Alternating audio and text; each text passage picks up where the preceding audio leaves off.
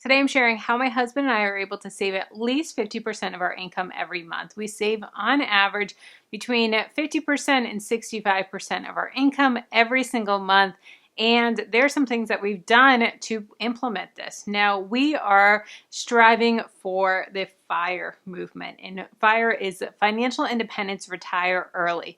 And striving to reach that financial independence where we're not relying on our day jobs. We're not relying on our businesses for income. Now, we're not saying that once we hit that point that we're going to stop working and stop our business and pursuing our dreams.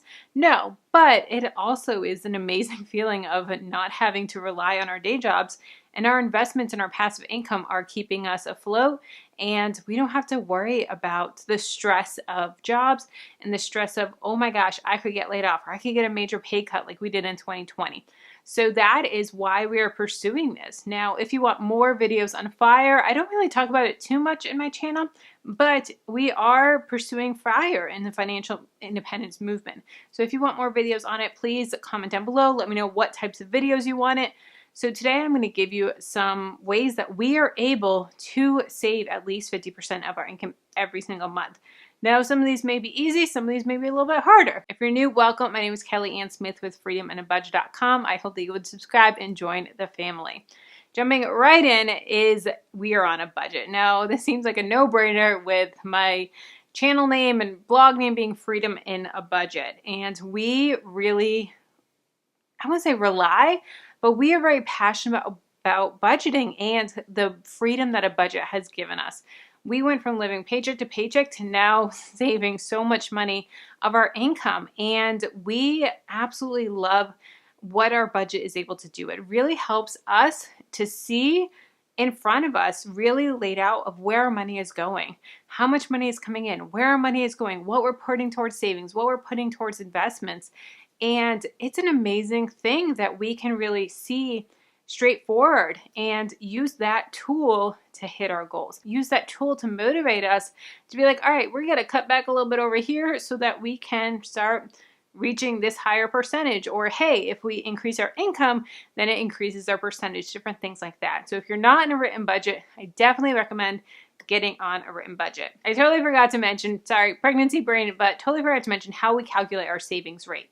So we personally consider anything that is going towards our savings accounts, like towards our sinking funds, emergency fund, if we're saving for something in particular, and our investments. And anything that is going into that category is considered part of our savings rate. So if we're putting money into our IRAs, I count that towards our savings rate. If we're putting money into our 401ks, our principal on our mortgage, not our total mortgage payment, but just the principal part, that is considered part of our savings rate. So we take our total savings amount, divide that by our take-home pay, our total income, and that is our savings rate. That is how I personally calculate it. Some people calculate it a little differently. That is how I do it. So number one is on a written budget. I do have budget templates if you do want to get a budget template, the same exact one that we use. I have perfected it over the years. I've been using it for 6 years now, and I absolutely love our Excel template. It is so easy to use, and just I love that you can change it to tweak however works best for you. The formulas are pre-populated if you're not a Excel person. So I have an Excel, Google Sheets. I also have printables if you're a pen and paper type of person, a monthly budget pen and paper, and then also a budget by paycheck pen and paper printable for you as well. If you want to get those, they'll be linked down below in the description box. Next is we have no debt outside of our mortgage. Our mortgages are only debt. We don't carry a balance on our credit cards. We don't have student loans. We don't have car payments. We don't have furniture loans. We don't have any outstanding debt other than our mortgage. That is something that is really gives us the ability to save more money and to use our money to go to the things that we want it to versus going to those debt payments. So having no debt really helps increase our savings rate. Now, going along with that, compound interest has gone from being our worst enemy to our best friend. So we are getting compound interest on our savings, on our emergency fund. It's not much, but it's something. We keep our emergency fund and all of our sinking funds, our savings in CIT Bank, which is a high yield savings account. I highly recommend going with a high yield savings account that's online based versus something that's like Wells Fargo, Bank of America, because the interest rate is going to be a lot bigger. Now, It used to go to student loans. It used to go to car payments. It used to go to credit card outstanding balances. And so now we've shifted that. And instead of paying those high interest on those payments, we're now earning interest. So we went from paying interest to earning interest, which is so amazing and a really, really great way to increase that savings rate. Next is we're not couponers, but we utilize apps and we utilize plugins on our computer. So we use apps like Fetch Rewards, Get Upside, Ibotta, where we can earn cash back and gift cards that goes towards groceries or go towards Christmas gifts or go towards different things that we can use, and then also plugins on our computer like Ebates or Rakuten Now, Honey, those different plugins that we can use to save money, earn cash back, and therefore the cash back thing can then go to savings or go to our investments. So saving money in the little things, it adds up quick. Now, like I said, we're not couponers. We're not going out clipping coupons and doing the coupon thing. No, we're not about that. But I do use those apps, and literally those apps take an extra 2 seconds to use that we're already shopping anyways. We might as well just take a picture of our receipt, load it up, get some points for it, and get gift cards.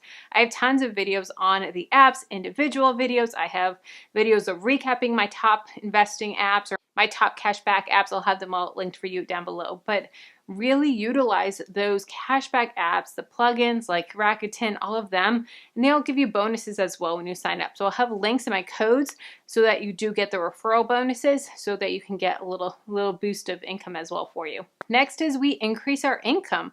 I have a day job, my husband has a day job, and then I also have a side business as well. And my husband is always looking to do side projects and different things that he's wanting to do, startup companies, different things like that. But we work outside of our day job. We don't rely just on our one source of income, just our day jobs. We are very big on having multiple streams of income because in case one goes down, you have the other ones to keep you afloat. We had a $20,000 pay cut in 2020. $20,000. It was a lot. And my income from my day job still hasn't recouped since that happened. Now, like I said, we have side jobs, side business. I have my YouTube channel. I have made over $100,000 from my YouTube channel over the years from my business that I've created around YouTube. So that goes with my course, my products, all the different things that I have around YouTube. But I've used it to grow our income. So that's an amazing way to grow your savings rate. If your savings rate is lower, a great way to get your savings rate higher is to bring in more income and put that towards savings. And that is something that is really big for us, is always looking for new streams of income and always looking to diversify. I have a video on our different streams of income, how we're able to diversify, and then some tips for you as well. Next, going along with that is all of our raises go to savings. So if we get a raise from our job, whether it be a 3% raise, a $5,000 raise, a $10,000 raise, whatever it is, that raise goes right to our savings or right to our investments or right to different things, upping our 401k, different things like that, so that we're getting the max benefit from it versus we're just gonna, increase our lifestyle a little bit. We are very, very aware of lifestyle creep. We've fallen into lifestyle creep a little bit in the past, but it is something that we are very cautious about, and we know that we've fallen into it in the past, so we're very hyper aware of it. So we make sure that when we do get those raises or bonuses from our job, it goes right to our investments and right to savings. Next is we save money on the things that don't mean a lot to us so that we can splurge and have our savings on the things that do. So for instance, groceries. Groceries, we are not really gourmet grocery people. There's times where I'll buy us a nice steak or Jamie some nice seafood. I don't eat seafood, but Jamie some nice seafood, different things like that. But we shop at places like Aldi. Now, Aldi is an amazing quality. It's an amazing company. If you are good enough to shop at Trader Joe's, you're good enough to shop at Aldi. They're owned by brothers, same company, and I love shopping at Aldi. I love getting a great deal on my groceries. Now, if I were to shop at Publix, it's 30 to 40% more for the same exact groceries shopping at Publix and shopping at Aldi. That's 30 to 40% of our grocery bill that we're able to save. So things like that, we're able to put that towards our savings and our investment, increase that savings rate. So groceries may be something that you don't want to budget on. You have your set amount for groceries, but maybe it is. But find the things that you are like, all right, we can cut back on this. We can cut back on our subscriptions. We can cut back on our eating out. We can cut back on our clothes budget. There's different categories that different people are more passionate about, or like, all right, you know what? We can cut back on this a little bit. So figure out what it is for you and your family and how you're able to cut back. Now, this next one is a big one for me, and that is we stopped buying things just because they were on sale. This was a hard one for me, especially if I'm going through Target or I'm going through Marshalls or I'm going through Home Goods or Kirkland's and I see something that's so cute, or sale aisle or clearance aisle, and I'm like, it's such a good deal, it's on sale. Yeah, well, if I don't need it, no, it's not on sale. It's not something that I'm saving money if I didn't need to buy it in the first place. And that was a huge thing for me to really grasp and let sink in to my soul and say, Kelly, did you need it? Yes, no. If you were going to buy it anyways, that's awesome. You're saving money. If you weren't going to buy it, not saving money. And honestly, you're just spending that amount of money that you didn't need to. So really take a step back and evaluate. Is this something that I truly need? Is this something that I would buy anyways? Yes, no. Then you can decide if you're going to buy it or not. But chances are you didn't need it. You weren't going to buy it. You're not saving any money. Maybe put it on a future Christmas wish list or a future birthday list. I just got a text from my aunt. She said, hey, what do you want for Christmas? And I was like, all right, let me start thinking. Let me go back on my wish list that I've added to over the year and say, hey, this is something that I want on Amazon, but it's not something I need right now. I'm going to add it to my wish list for the holidays when my family is shopping for me. So really take a step back and say, do I need it? Yes, no? Then you can determine if it's really something that you're saving money on or not. Let's keep the conversation going. If you want to know my 7 income streams, how we're able to diversify our income, check out this video here. And if you want to know 5 passive income ways that you can make money, extra money from home, check out this video here.